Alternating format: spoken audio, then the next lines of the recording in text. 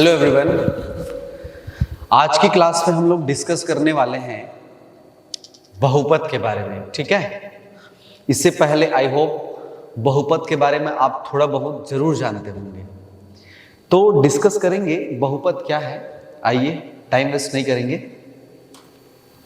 बहुपद टॉपिक है हमारा पॉलिनोमियल, जिसमें हम लोग जानने का प्रयास करेंगे कि बहुपद क्या है, बहुपद कितने प्रकार का होता है और बहुपद में हम जीरोस कैसे निकालते हैं, उस बहुपद में सॉल्यूशन कैसे निकालते हैं। तो ये डिस्कस करने वाले हैं। आज टॉपिक है हमारा पॉलिनोमियल्स। ठीक है, पॉलिनोमियल्स क्या कहते हैं इसको? बहुपद। ठीक है, क्या कहते हैं? बहुपद कहते हैं। थोड़ा बेसिक चीजें जाते हैं। आप लोग मैथ्स में ये व्यंजक जरूर जानते होंगे। ठीक है, क्या बोलते हैं इसको जी? व्यंजक, बीजीय व्यंजक।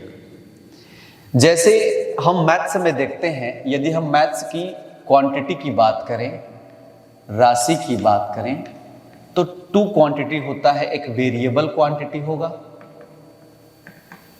ठीक है, और एक होता है कांस्टेंट, चर राशि और अचर राशि। इसको हम लोग बोल सकते हैं चर राशि और दूसरा क्या होगा? अचर राशि। यदि ये चर और ये अचर राशि दो संक्रियाओं के साथ यदि संबंधित है, मल्टीप्लाई और डिवाइड के साथ, तो इसे हम लोग एक्सप्रेशन कहते हैं। क्या कहेंगे जी इसको? एक्सप्रेशन कहेंगे, या कहेंगे इसको व्यंजक। ठीक है, क्या कहेंगे? व्यंजक।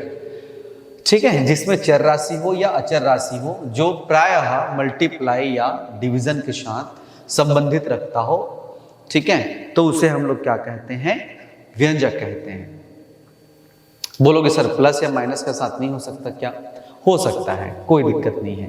लेकिन जैसे मैंने x लिखा, इसका मतलब इसके सामने क्या है? 1 है। ठीक है, तो हम क्या कह सकते हैं? 1 एक अचर राशि है और x क्या है? एक चर राशि है ना। तो इसके बीच में कौन सी संक्रिया का प्रयोग हुआ है? तो मल्टीप्लाई का। इस तरीके से मैं बात कर रहा हूं। ठीक है, इसे हम लोग क्या कहेंगे? व्यंजक कहते हैं।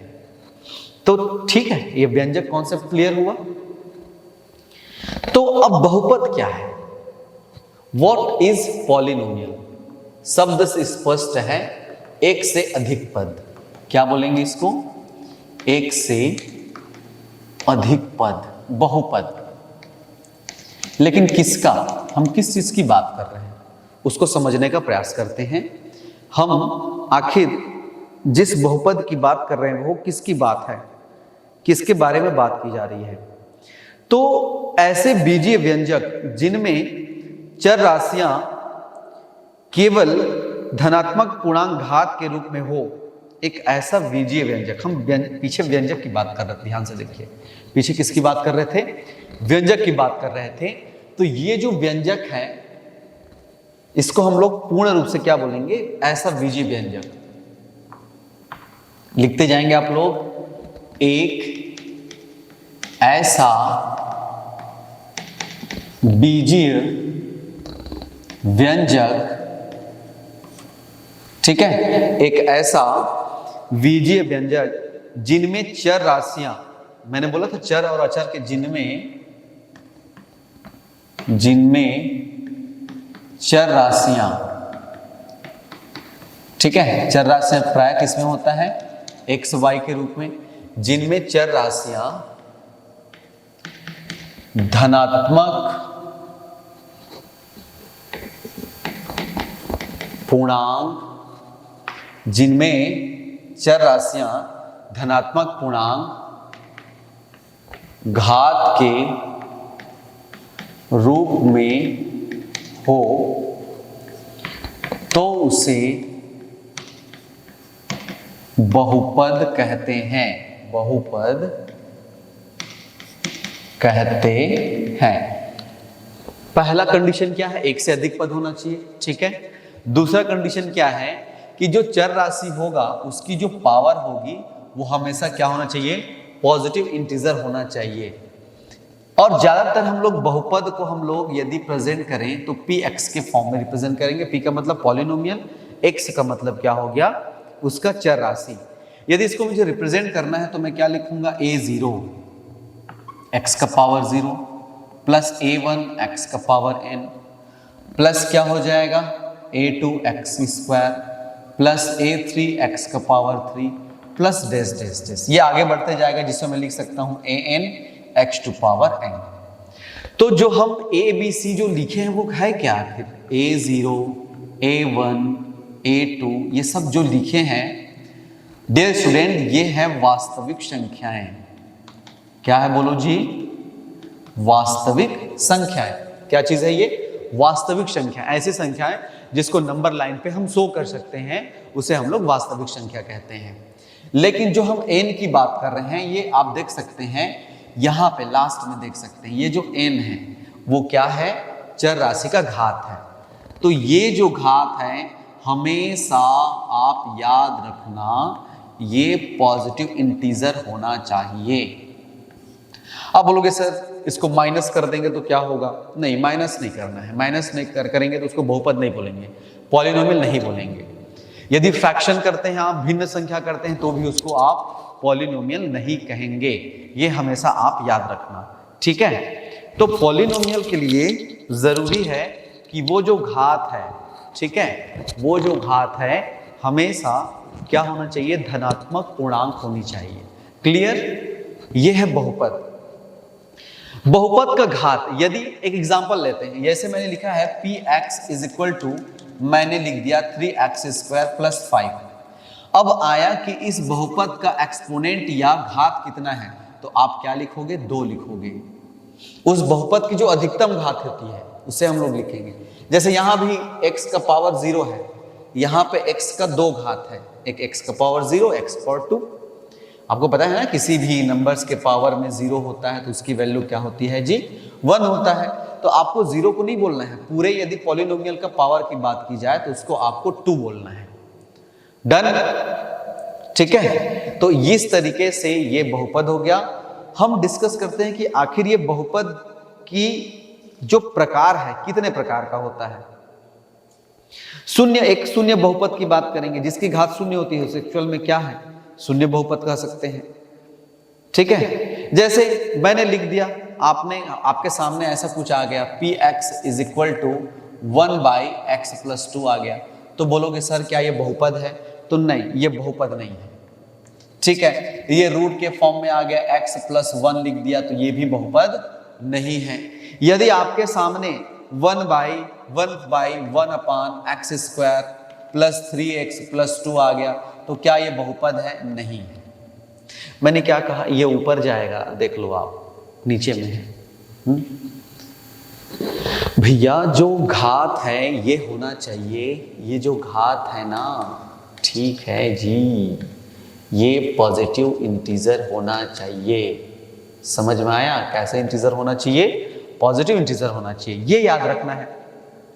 क्लियर, ठीक है, आगे बढ़े।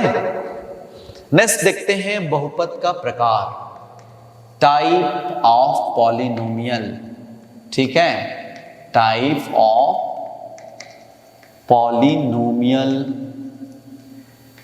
आखिर बहुपद कितने प्रकार के होते हैं या कितने प्रकार के हम बोल सकते हैं, बहुत सारे प्रकार के होंगे।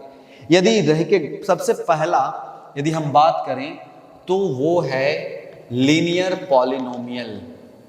क्या होगा जी, लीनियर पॉलिनोमियल, रैखिक बहुपद बोलते हैं हिंदी में, रैखिक बहुपद। आखिर ये रैखिक बहुपद है क्या, एक ऐसा बहुपद जिसमें चर राशि का अधिकतम घात कितना हो, 1 हो। एक ऐसा बहुपद, हमारे पास कोई भी बहुपद है, आपको पता है बहुपद व्यंजक से मिलकर बना रहता है। ऐसा व्यंजक जिसमें एक से अधिक पद हो और उस व्यंजक में चर राशि का जो घात है हमेशा धनात्मक पूर्णांक हो, तो उसे हम लोग बहुपद कहते हैं। लेकिन हमारे पास एक ऐसा बहुपद है जिसकी घात, ठीक है, यदि जिसकी, हमारे पास एक एग्जांपल लेते हैं, px is equal to 3x+1 लिखा हुआ है। आप देख सकते हैं हमारे पास ये जो x है चर राशि है, इस चर राशि का अधिकतम घात कितना है? 1 है। यदि मैं बोल दूं अधिकतम घात 1 होना चाहिए, 1 से ज्यादा नहीं होना चाहिए, याद रखना 1 से ज्यादा नहीं होना चाहिए, तब उसे हम लोग क्या कहते हैं? रैखिक बहुपद कहते हैं। याद रहेगा, ठीक है। अधिकतम घात, चर राशि 1 नहीं, चर राशि का अधिकतम घात कितना होना चाहिए? 1 होना चाहिए, तब उसे हम लोग क्या कहते हैं? लीनियर पॉलिनोमियल कहते हैं। ठीक है। आगे होता है हमारे पास क्वाड्रेटिक पॉलिनोमियल। क्या होगा जी? क्वाड्रेटिक पॉलिनोमियल, जिसे हम लोग क्या कहते हैं? द्विघात बहुपद। जैसे आपके सामने ये आ गया px इज इक्वल टू, इसको ज्यादातर हम लोग यदि स्टैंडर्ड फॉर्म में लिखें तो x प्लस b के फॉर्म में लिख सकते हैं, जहां a कुछ भी हो सकता है, मतलब अचर राशि, वास्तविक संख्याएं, और b भी कुछ भी हो सकता है, कोई भी वास्तविक संख्याएं आप ले सकते हैं। यदि हम द्विघात बहुपद की बात करें, आपके पास कुछ एग्जाम्पल है इस तरीके से, 3x² प्लस 5x प्लस 3 है। तो आप देख सकते हैं यहाँ x का पावर 1 भी है और x का पावर 2 भी है। तो आप बोलोगे सर क्या ये रैखिक बहुपद भी है क्या ये द्विघात बहुपद भी है? नहीं, रैखिक बहुपद तो नहीं कहेंगे, क्योंकि हम अधिकतम मैक्सिमम पावर की बात करते हैं, हम मैक्सिमम एक्सपोनेंट की बात करते हैं, तो इसलिए इसे हम रैखिक बहुपद नहीं कहेंगे। आप यहां देखिए सबसे अधिकतम घात कितना है, चर राशि का अधिकतम घात कितना है, यहां पे देख सकते हो अधिकतम घात कितना है बताओ। तो एक ऐसा बीजीय व्यंजक या एक ऐसा बहुपद जिसमें चर राशि का वेरिएबल क्वांटिटी का घात, अधिकतम घात 2 होता है, उसे हम लोग क्या कहेंगे? क्वाड्रेटिक पॉलिनोमियल कहेंगे। इसका जो स्टैंडर्ड फॉर्म होता है ax² plus bx plus c होता है। जैसे इसका स्टैंडर्ड फॉर्म क्या है जी? ax प्लस b, इसका स्टैंडर्ड फॉर्म क्या है? ax² plus bx plus c। और सब पॉलिनोमियल का स्टैंडर्ड फॉर्म आपको जानना है तो मैं शुरू में बताया था, आप देख सकते हैं, ये सभी पॉलिनोमियल का स्टैंडर्ड फॉर्म आपको देखना है, तो ये चीजें आप याद रख लो।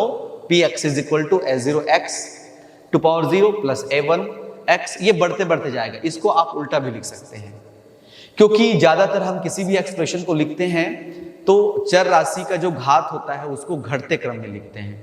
यहां पे जो लिखा गया है वो क्या है? बढ़ते क्रम में लिखा गया है। ठीक है जी, आगे बढ़े। ठीक है, चलिए नेक्स्ट देखें। नेक्स्ट है हमारे पास तीसरा है, जिसको हम लोग त्रिघात या जिसको क्यूबिक पॉलिनोमियल कह सकते हैं। कह सकते नहीं, कहते हैं पॉलिनोमियल, क्यूबिक पॉलिनोमियल, जिसे हम लोग क्या कहते हैं? द्विघात था, तो अब इसे क्या कह सकते हैं? त्रिघात बहुपद। क्या बोल सकते हैं? त्रिघात बहुपद। देख सकते हैं यदि px है, px is equal to 3x³ दे दिया, 5x² प्लस 2x है ना, 2x plus 3 is equal to 0 नहीं करेंगे, इक्वेशन नहीं पढ़ रहे हैं। अब यहां पे देखो चर राशि क्या है, यहां पे चर राशि जो प्रयोग किया गया है, सबसे अधिकतम घात कितना है? यहां पे देख सकते हैं ना, सबसे अधिकतम घात कितना है? मैक्सिमम एक्सपोनेंट, अधिकतम घात कितना है? 3 है। ऐसा बहुपद जिसमें चर राशि का अधिकतम घात 3 हो, त्रिघात कहेंगे। ठीक है। अब बोलोगे सर इसका स्टैंडर्ड फॉर्म कोई होता है क्या? लिख सकते हैं x³ plus bx² plus cx plus d, ये इसका स्टैंडर्ड फॉर्म है, मानक रूप है, आपको याद करना है तो।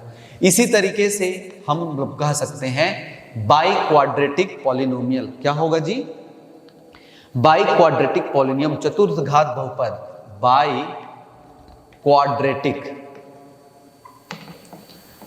पॉलिनोमियल,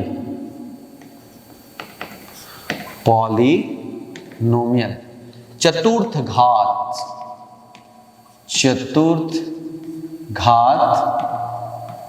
बहुपद। बोलोगे सर अब एग्जाम्पल तो तय है, आप लोग पहले से जानते हैं, 4x टू पावर 4 प्लस 5 लिख सकते हैं, बाकी इधर हो या ना हो कोई जरूरी नहीं है, याद रखना घटते। अब बोलोगे सर पावर 4 है, 3 कहाँ है, जरूरी नहीं है, अधिकतम पावर देखते हैं। मैक्सिमम एक्सपोनेंट कितना है बताओ, यहाँ पे 4 है। इसका कोई स्टैंडर्ड फॉर्म होगा क्या, होगा ना, सब का स्टैंडर्ड फॉर्म लिख सकते हैं, x टू पावर 4। अब इसको घटते क्रम में लिखते जाओ, बढ़ाते जाओ, bx क्यूब प्लस क्या हो जाएगा cx square plus dx plus e। Clear, ये इसका स्टैंडर्ड फॉर्म हो गया। देखो आप पैटर्न समझ गए होंगे। यदि px को किसी भी बहुपद का स्टैंडर्ड फॉर्म जानना है ना, तो ये चीज याद रखना, an और x टू पावर n, इसको फिर बढ़ाते बढ़ाते जाओ, घटते क्रम में लिखना है।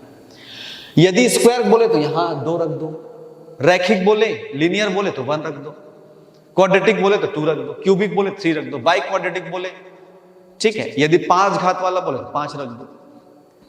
तो ये चीजें आपको याद रखना है, that is very most important. ये बहुत ही मोस्ट इंपॉर्टेंट एक्सप्रेशन है। एक छोटा सा फॉर्म में देखना है कि किसी भी बहुपद का, चाहे लीनियर हो, चाहे क्वाड्रेटिक हो, चाहे क्यूबिक हो, आपको देखना है। तो ये चीजें आपको दिमाग में बिठा लो। px बहुपद क्या है, कोई पूछता है, अब 1 सेंटेंस में आपको बोलना है सीधा सीधा, या 1 वर्ड बोल सकते हैं। तो px is equal to an x to power n plus this this, जहां n याद रखना, n हमेशा क्या होना चाहिए, पॉजिटिव इंटीजर। ठीक, डन, आगे बढ़े।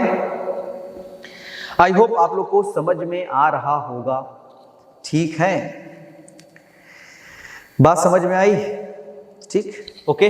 बहुपद हो गया, बहुपद के प्रकार हो गए, है ना, ठीक है। अब आगे देखते हैं बहुपद के शून्यक।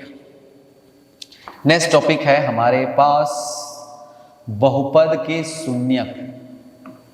बहुपद के शून्यक, या इसी को क्या बोल सकते हैं, चर राशि का मान, या इसी को क्या बोल सकते हैं, बहुपद के मूल। देखो 3 चीज लिखा हूं, इसको हम लोग जीरोस भी बोल सकते हैं, ठीक है, इसको हम लोग x की वैल्यू भी बोल सकते हैं, बहुपद की नहीं, x की, ठीक है, और इसी को हम लोग रूट्स भी बोल सकते हैं। 3 चीजें हैं आपके पास। मान लेते हैं कि एग्जाम्पल है, फिर मेरी बात समझना आप लोग, ठीक है। हम लोग समझने का प्रयास करते हैं कि बहुपद के शून्यक का मतलब क्या। मैंने जैसे एक एग्जाम्पल लिया, px is equal to 3x plus 5 ले लिया। अब क्वेश्चन बोला कि इस पॉलिनोमियल का शून्यक क्या होगा। शब्द से स्पष्ट है, शून्यक मतलब x का एक ऐसा मान जिसको यहां पे रखने पे इसका मान शून्य हो जाए। दिमाग क्लिक किया, दिमाग क्लिक किया ना, दिमाग क्लिक करना चाहिए। शून्यक शब्द जीरोस बोल रहे हैं, x की ऐसी वैल्यू जिसको यहां पे पुट करने पर ये जो पॉलिनोमियल है हमको जीरो दे दे, जीरो रख दे। ऐसा कुछ वैल्यू है क्या? अब देखो थोड़ी सी, x इज इक्वल टू, यदि मैं -5/3 रख दूं, बोलोगे सर आपको कैसे पता चला कि यही रखना है, जीरो आ जाएगा? इसको बताऊंगा मैं, टेंशन मत लो। यहाँ पे इक्वल टू 0 करने के बाद x की वैल्यू निकाल सकते हैं। इसको रख के देखो, देखो ना जी, ये हो गया -5/3। अब इसमें कौन सा रॉकेट साइंस है भैया, x की वैल्यू रख दिया मैंने, ठीक है। 3 इंटू -5/3 प्लस क्या हो जाएगा 5। p -5/3 इज इक्वल टू, ये 3 कैंसिल हो गया, -5 + 5 इज इक्वल टू क्या, 0। आप देख सकते हैं px इज इक्वल टू क्या आ गया, 0, और x की वैल्यू क्या रखे थे जी, -5/3।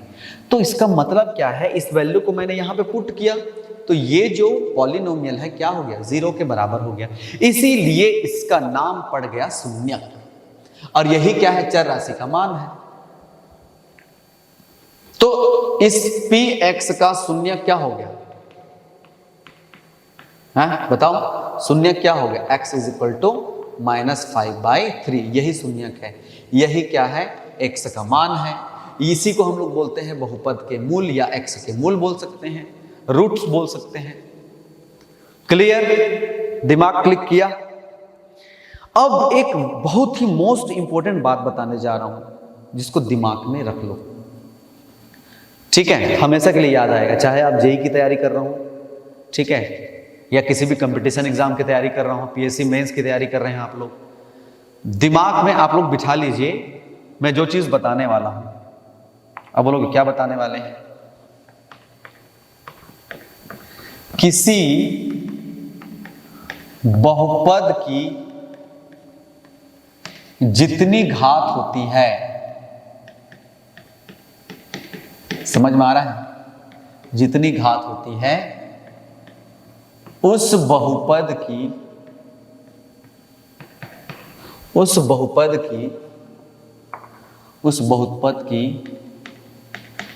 उतनी ही शून्यक होती है। समझ में आया इस लाइन का मतलब क्या है सर? जिस बहुपद की जितनी घात होती है उस बहुपद की उतनी ही शून्यक होती है। उतनी ही शून्यक होती है मतलब उतनी ही x की मान होती है। यदि वो चर राशि x है, y के फॉर्म में है तो y के उतने ही मान होंगे। जिस वैल्यू को पुट करने पर वो पॉलिनोमियल 0 दे देगा। जैसे मैंने लिख दिया px इज इक्वल टू, लिख दिया 3x + 5 लिख दिया। अब मुझे बताओ इस बहुपद का घात कितना है, बताओ ना।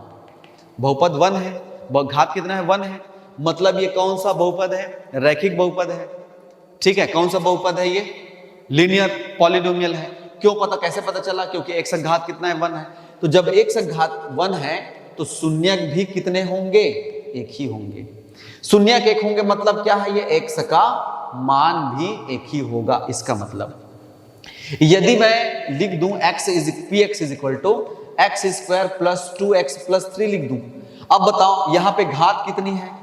बताओ ना, घात कितनी है? 2। इसका मतलब यहां पे जो जब x का मान निकालेंगे, जब इस बहुपद का शून्यक निकालेंगे तो जो x का मान है वो भी 2 मान मिलेंगे। और एक मान को हम लोग अल्फा बोल सकते हैं, दूसरे मान को क्या बोल सकते हैं? बीटा बोल सकते हैं। एक x का रूट हो सकता है, पहला रूट, और x का क्या है? ये दूसरा रूट। बात समझ में आई? यदि मान लेते हैं px इज इक्वल टू, ठीक है, px is equal to 3x³ + 2x + 3, इतना है। मेरी बात समझना। अब इसका मतलब है कि इसमें x के 3 मान मिलेंगे, एक अल्फा, बीटा और गामा। ये संकेत है, उसको मान को निकालना पड़ेगा।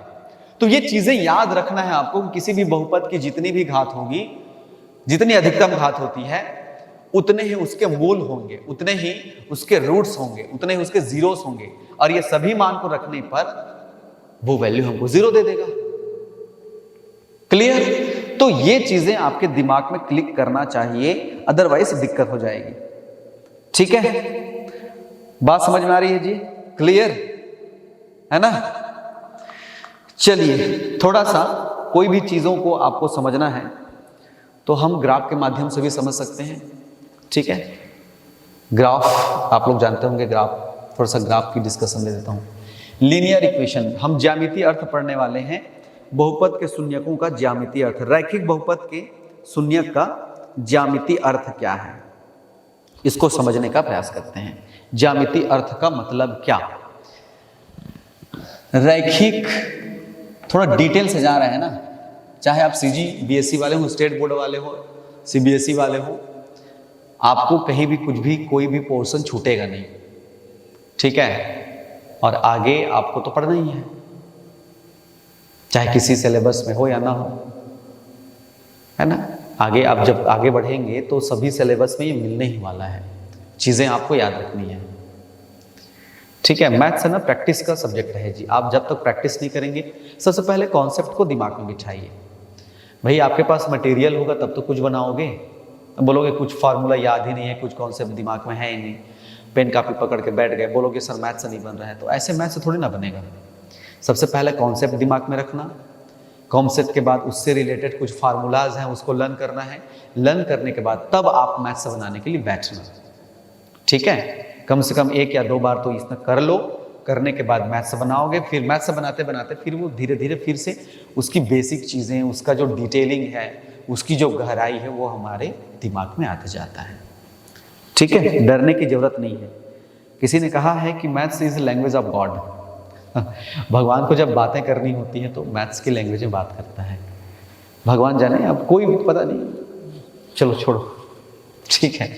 रैखिक बहुपद का ज्यामिति अर्थ, रैखिक बहुपद के शून्यक का ज्यामिति अर्थ क्या है? जैसे कि हम उसको शून्यक ज्ञात कर सकते हैं।